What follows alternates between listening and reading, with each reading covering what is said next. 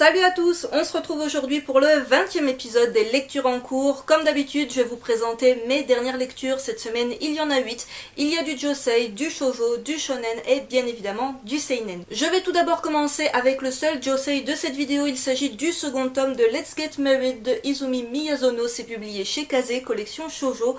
Le titre est toujours en cours au Japon avec déjà 5 tomes de parus et le tome 3 est annoncé en France pour le 7 septembre. Alors le premier tome de Let's Get Married, je vous l'avais présenté dans un précédent book haul, j'avais vraiment adoré le premier tome, ça changeait un petit peu de ce que j'avais l'habitude de lire dans le sens où je ne lis pas énormément de josei, et les josei, pour celles et ceux qui ne savent pas trop ce que c'est tout simplement un shoujo en un peu plus adulte, c'est-à-dire que déjà ça va mettre en scène des personnages qui sont adultes et qui ne sont pas des collégiens ou des lycéens, donc ça change un petit peu, et également il va y avoir souvent des scènes de sexe dans les josei que vous n'avez pas dans les shoujo, ou qui du moins sont beaucoup plus explicites dans les josei. Du coup ça s'adresse clairement plus à un public adulte. Après c'est pas non plus du manga érotique ou quoi que ce soit, donc les jeunes filles peuvent également lire ce genre de titre. Le second tome de Let's Get Married, je l'ai vraiment beaucoup aimé, il est pour moi même un cran au-dessus du premier. Alors le premier, il y avait ce petit effet découverte, ce côté rafraîchissant de justement avoir une relation entre deux adultes, une relation un petit peu atypique puisque notre héroïne veut à tout prix se marier, être femme au foyer alors qu'elle a une situation professionnelle qui est assez enviable. Elle préférait tout laisser tomber pour vraiment se consacrer à son mari et à ses enfants, et elle va malheureusement tomber amoureuse du jeune homme que vous voyez sur la couverture, qui lui est complètement l'inverse, c'est-à-dire qu'il ne veut absolument pas se marier, il ne veut absolument pas d'une femme au foyer. Voilà, lui il est vraiment beaucoup plus libre, mais malgré ça il va également tomber amoureux d'elle et leur relation commence réellement dans le premier tome.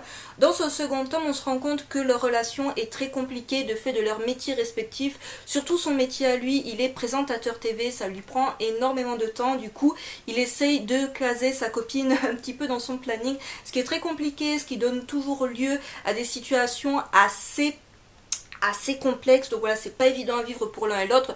Malgré tout, leur couple avance un petit peu et c'est vraiment un tome que j'ai adoré, qui est un tout petit peu moins drôle, je trouve, que le premier, parce que là on est plus dans la complexité de la relation, d'essayer de faire des choix, d'essayer de trouver du temps l'un pour l'autre et en même temps, voilà, d'arriver à gérer tout simplement sa vie professionnelle, parce que lui, voilà, il a un peu un challenge professionnel dans ce second tome.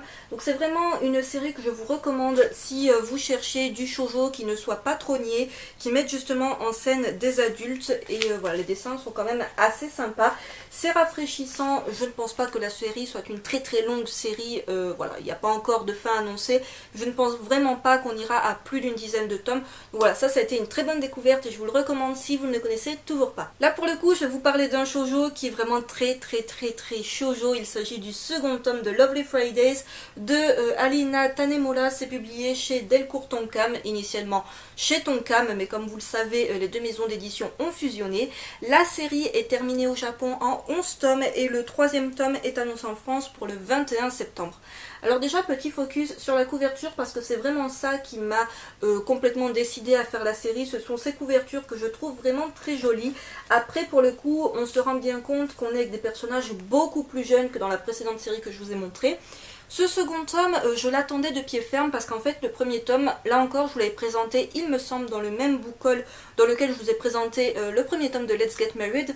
C'était un premier tome qui se terminait sur un suspense de dingue où on se demandait mais qu'allait faire notre héroïne, puisque pour rappel c'est un shoujo qui met en place plus ou moins une espèce de triangle amoureux. Notre héroïne est bien évidemment le centre de ce triangle, elle se retrouve un petit peu en étau entre son petit ami et son cousin qui est beaucoup plus jeune qu'elle mais qui est tombé amoureux d'elle. Dans ce second tome, on se rend compte que petit à petit, elle ne va plus voir son cousin comme étant seulement son cousin. Donc ça, on s'en doute un petit peu, c'est vraiment la fille complètement paumée qui d'un côté se rend compte de la chance qu'elle a d'être avec son copain, mais d'un côté, elle a son cousin qui est genre trop adorable, trop attentionné avec elle, et ça rend les choses très floues dans sa tête. C'est un second tome que j'ai bien aimé, même si l'héroïne est hyper cruche, même si on a envie de lui coller 2-3 baffes pendant le tome. C'est quand même une lecture que j'ai appréciée parce qu'on a cette incertitude des choix des personnages, et j'aime bien le personnage, voilà, du cousin qui est un petit peu celui qui est turbulent, qui va lui pourrir l'existence, mais on se rend compte que c'est un personnage qui tient sincèrement à elle. Alors après, son petit ami a l'air de sincèrement également tenir à elle. Du coup, on est toujours dans ce dilemme de qui va-t-elle choisir au final. Donc voilà, c'est pas mal du tout. Après, c'est assez vu et revu pour le coup, c'est drôle. Et c'est assez classique, donc là si vous êtes fan de ce genre de shoujo, pourquoi pas. Dernier shoujo de cette vidéo, il s'agit du 13e tome de la série La Fleur Millénaire de Kaneyushi Izumi, c'est publié chez Kazé Collection Shoujo. Le titre est terminé au Japon en 15 ou 16 tomes, on n'a pas encore le nombre de tomes exact, mais on sait qu'il va se terminer en 15 ou 16 tomes, donc c'est vraiment très proche. Et on n'a toujours pas la date pour la sortie du tome 14 en France, il ne me semble même pas en fait qu'il soit déjà sorti au Japon. Donc déjà, petit focus sur la couverture de ce 13e tome qui, je trouve, voilà, dites-moi en commentaire si vous êtes d'accord avec ce fait. Il s'agit de la plus belle couverture jusque-là de la série. Alors, la série a de toute manière de très très belles couvertures, mais je trouve que celle-ci est particulièrement sympa. Alors dans ce 13e tome, beaucoup de choses, on sent que le rythme s'accélère, on sent que la fin est proche. Du coup, l'affrontement entre Aki et la Reine de Do, voilà, s'annonce de plus en plus comme étant imminent. Et c'est une période de guerre. Donc ça fait déjà quelques tomes que la série est vraiment dans une période de guerre. Donc il s'agit d'un shoujo, mais comme je le dis à chaque fois, c'est un shoujo un petit peu à la manière de l'Arcane de l'Aube ou de Yona Princesse de l'Aube. Alors je ne suis pas du tout à jour au niveau de ma lecture des tomes, mais c'est un petit peu ce délire-là, c'est-à-dire qu'on est dans on est dans la Chine médiévale, donc déjà on est dans une époque un petit peu ancestrale. Et en même temps on a ce côté guerre, on a ce côté stratégie de guerre, parce que là vraiment c'est vraiment une guerre de stratégie entre les deux femmes. Elles ne se battent pas directement, mais elles vont essayer de faire en sorte de ne pas gaspiller inutilement leurs troupes et en même temps d'avoir la tête de l'autre.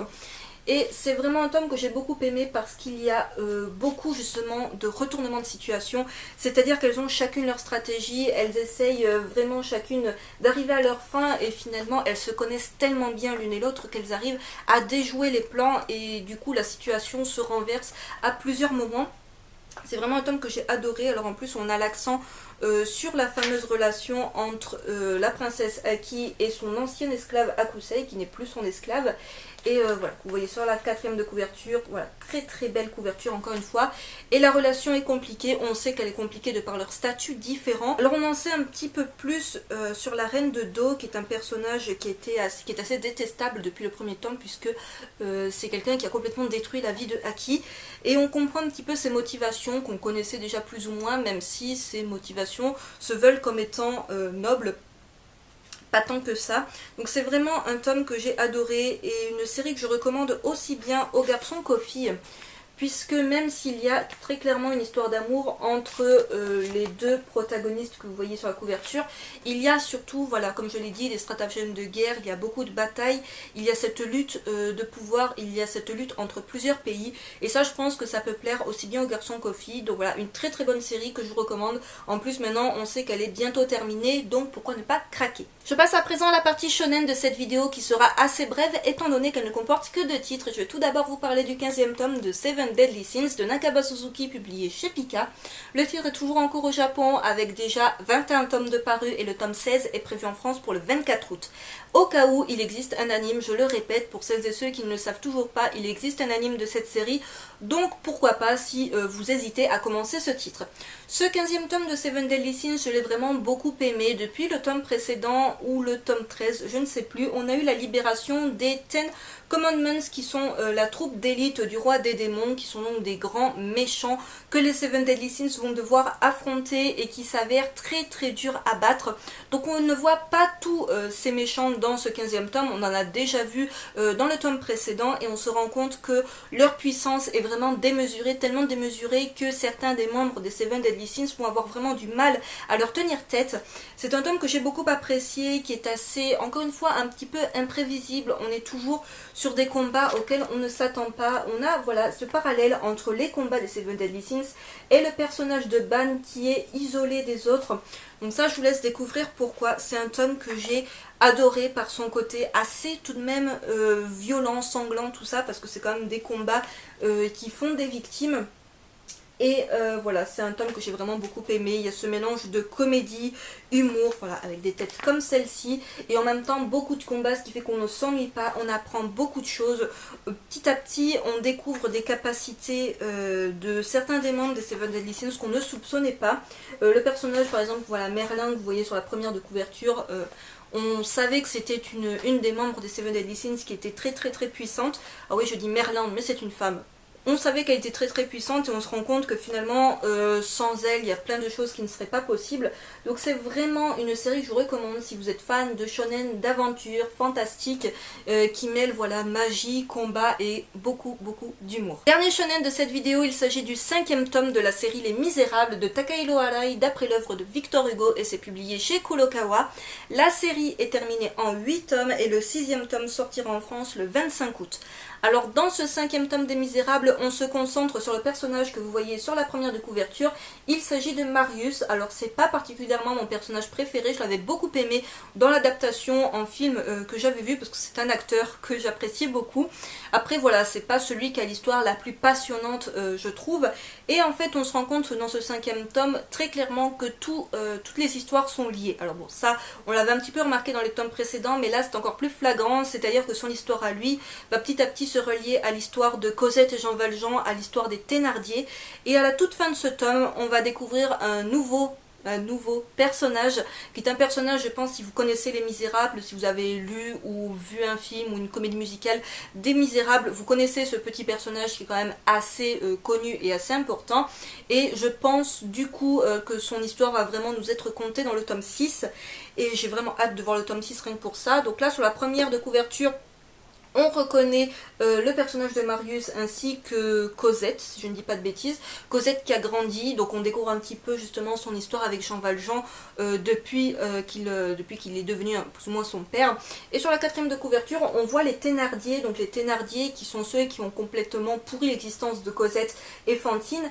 Et voilà, encore une fois, leur destin va être lié avec celui de Marius, avec celui de Javert, parce que Javert revient également, c'est un personnage que j'aime beaucoup, et on va retrouver du coup Cosette et Jean Valjean, et tout ce petit monde va se retrouver plus ou moins dans une scène assez impressionnante, assez sympa. Donc là c'est un tome que j'ai vraiment beaucoup aimé. Après j'étais pas hyper... comment dire, j'étais pas hyper motivée pour me faire la série au tout début parce que voilà, je me disais qu'est-ce que ça va avoir d'intéressant, et finalement, que vous connaissiez ou pas Les Misérables, que vous ayez déjà eu l'occasion ou pas de voir un film, de lire un livre ou quoi que ce soit, voilà, c'est quand même une œuvre qui est assez connue et je vous conseille vraiment le manga. C'est une bonne occasion de connaître cette œuvre si ce n'est pas déjà le cas. Par rapport à ce que je connaissais des Misérables, c'est assez fidèle, c'est compté différemment, il y a des trucs qui sont probablement rajoutés, mais c'est vraiment pas mal du tout et c'est pas chiant. Voilà, on pourrait croire que Les Misérables, c'est triste, c'est inintéressant, ça parle souvent également de politique parce qu'on est dans un climat de... un petit peu de révolution, mais c'est super sympa à lire, on a des flashbacks, c'est vraiment un tome que j'ai adoré, qui était passionnant à suivre, et une série que je vous recommande chaudement si jamais vous ne l'avez toujours pas commencé. Je conclue avec la partie seinen de cette vidéo. Je vais tout d'abord vous parler du 8e tome de La Cité des Esclaves de Shinichi Okada, c'est publié chez Casterman. La série est toujours en cours au Japon avec déjà 9 tomes de parus, on n'a toujours pas la date pour la sortie du tome 9 en France. Donc ce 8e tome, j'ai eu un petit peu de mal à me mettre dedans dans le sens où le 7e tome, il me semble que ça fait une éternité qu'il est sorti.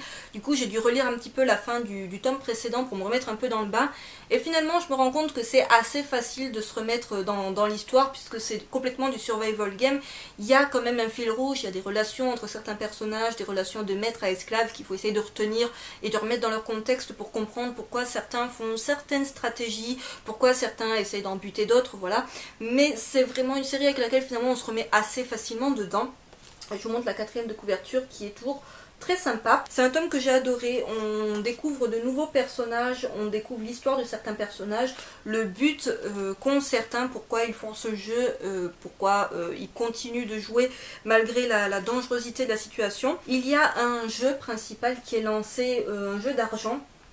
Il n'y a pas que ça dans ce tome, mais c'est un jeu vraiment qui est surprenant jusqu'au bout, on se demande qui va gagner et c'est vraiment un tome, comme je l'ai dit, que j'ai vraiment beaucoup aimé. C'est une série que je vous recommande si vous êtes fan de survival game.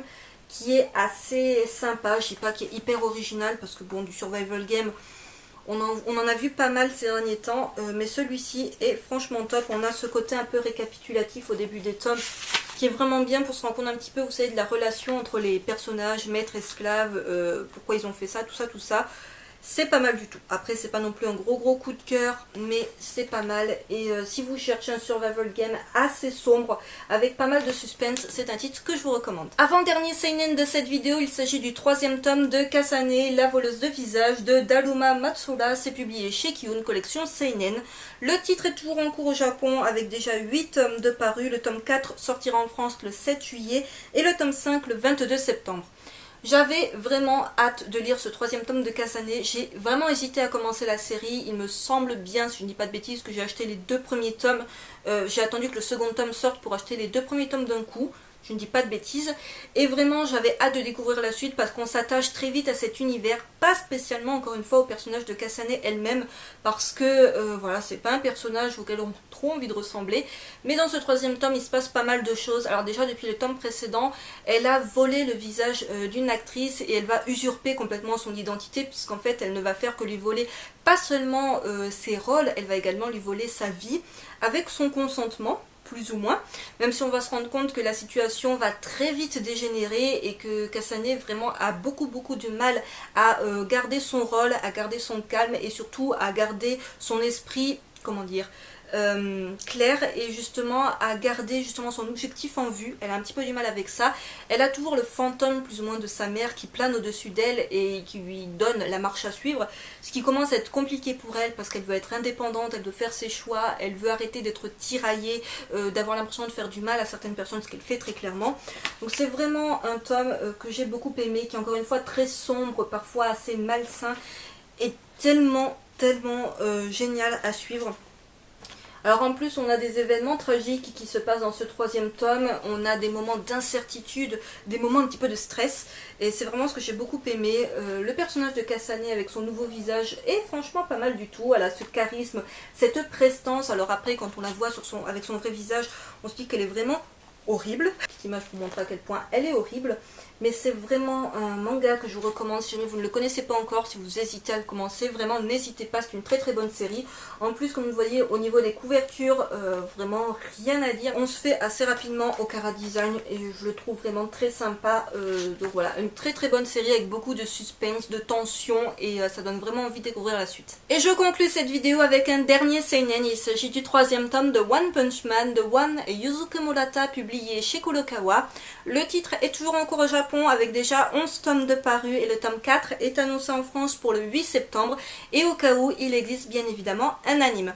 Ce 3e tome de One Punch Man, je l'ai vraiment adoré, tout autant que les 2 premiers, et pourtant j'avais peur de très vite me lasser de la série, de la trouver trop répétitive. Quand on voit le synopsis de base, on peut penser que ça va très vite tourner en rond, et ben en fait pas du tout. Le manga est, je trouve, super bien pensé, il y a beaucoup d'action, beaucoup d'humour, beaucoup de rebondissements, ça pète dans tous les sens. Du coup, la lecture se fait très vite, on se rend même pas compte que le tome est déjà fini et qu'il faudra attendre le mois de septembre pour avoir la suite. Pour l'instant, 3e tome, et il y a toujours ce petit plaisir de la découverte des nouveaux personnages, de voir Saitama toujours aussi puissant et toujours aussi inarrêtable, et ça devient parfois un petit peu agaçant même pour lui. On a cette sensation dans le dessin du mouvement, de la vitesse, que personnellement je trouve très bien retranscrit. Il y en a qui sont pas du tout de cet avis, qui disent que vraiment le manga sous cette version-là ne reprend absolument pas le dynamisme qu'on a dans le webcomic. Personnellement je trouve que c'est très bien réussi. Après voilà, j'ai pas du tout lu le webcomics, mais je trouve que c'est vraiment pas mal du tout, que Kurokawa a fait un beau boulot d'édition. Donc c'est vraiment un tome qui était pour moi très bien. J'ai pas trouvé de points négatifs, il n'y a pas un moment où je me suis ennuyée ou quoi que ce soit. Les dessins sont vraiment dingues. Donc voilà, c'est une série que je vous recommande si jamais vous êtes dans l'hésitation de la commencer ou pas. C'est très fun, très divertissant. Alors après, oui, vous trouverez clairement plus développé niveau synopsis, niveau histoire que cette série-là. Mais tout de même, on se rend compte qu'il y a de plus en plus de personnages qui sont intégrés à l'histoire. Et il y a des personnages qu'on prend plaisir à retrouver à chaque fois. Donc vraiment un très bon point positif pour cette série. Et petite surprise en soulevant la jaquette, on découvre Sonic. dans son intégralité. Cet épisode des lectures en cours est à présent terminé, j'espère qu'il vous aura plu. N'hésitez pas comme d'habitude à me dire ce que vous en avez pensé en commentaire, à me dire s'il y a des séries que j'ai présentées dans cette vidéo que vous avez lues, votre avis à leur sujet. N'hésitez pas non plus à me dire s'il y a des titres que j'ai présentés dans cette vidéo qui vous donnent envie. Sur ce, je vous retrouve très vite pour une prochaine vidéo. Bye!